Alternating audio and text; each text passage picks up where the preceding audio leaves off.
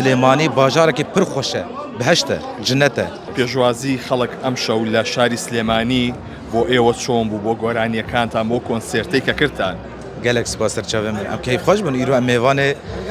Silêmaniye bajarê Rewşenbîran e rastî jî pêşwazîkî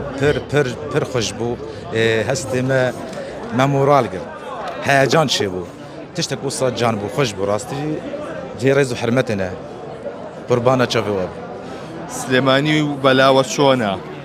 Wallahi Silêmanî min got taybetmendiya wê bajarê Rewşenbîra ye yani ferq û cudabîna wê başûrê Kurdistanê de Silêmanî bajarekî pir xweş e biheşt e cinnet e Musa dît ez pir keyf xweş bûm îro el Silêmaniyê me pêşwaziya milletê Silêmaniyê herkes pêşwazîkê welê xweş û ciwan ez pir keyf xweş bûm qurban بەنیازی گۆرانی نوێ تۆمار بکەیت گۆرانی نوێ belê pêşa rojê tiştê xweştir cenabê pêşkêşî milletê xwe bikin چییە؟ heye شتێکە پێم ez niha nikavij te çi ye bes ama heye baş